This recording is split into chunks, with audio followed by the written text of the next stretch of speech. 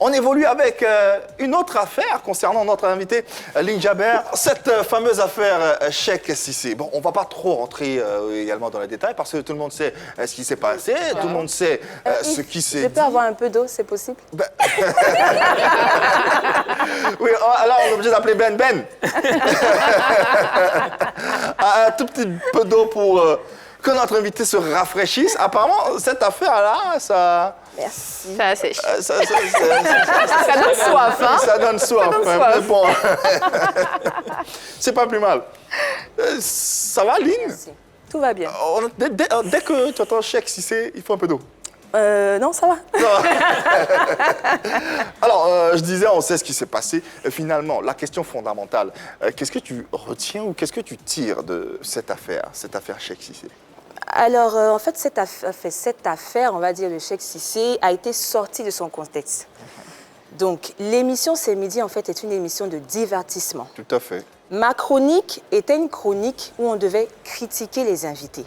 On n'était pas là pour caresser les invités dans le sens du poil. Donc, à partir du moment où on ne sait pas que c'est du divertissement, qu'on est là pour s'amuser, pour dégamer, pour jouer, pour rigoler, qu'on se dit, attention, la chroniqueuse a insulté quelqu'un, bon, ça peut arriver des dérapages, ça peut arriver qu'on puisse commettre des erreurs, mais situons bien les choses Dans leur dans le contexte. contexte. Alors, comment tu as géré le fait d'avoir été smatché autant sur les réseaux sociaux? Alors, je n'ai pas vraiment suivi parce qu'à un moment donné, la prod m'a dit de quitter les réseaux sociaux, de ne pas me justifier, de ne pas répondre et puis de laisser le temps faire les choses. Mais tu entendais forcément. Un peu, donc les choses me revenaient. Écoutez, moi j'estime que l'erreur qualifie. Voilà. Aujourd'hui, des fois, on a peur de commettre des erreurs, on a peur de se faire critiquer, mais les critiques constructives permettent d'avancer. Et aujourd'hui, je ne veux pas dire que je suis heureuse d'avoir vécu ça, mais ça m'a propulsée. Ça fait qu'aujourd'hui, quand on parle de Lynn Jaber, même si on ne connaît pas le visage, on se dit, ah, Lynn Jaber, c'est Lynn Il y a Jaber. eu quand même un aspect positif, on dirait. Elle a su en tirer du positif, en tout Est-ce cas. qu'après cette émission, tu as pu discuter avec Cheikh Cissé? Qu'est-ce qu'il pensait de tout ce qui s'est passé voilà.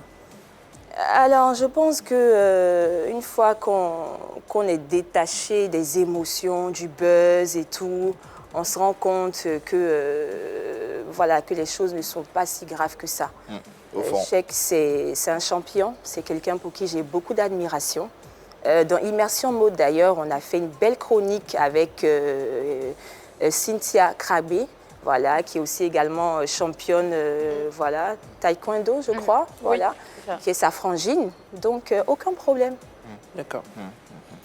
Comment il a vécu cette période? Est-ce que tu avais de ces...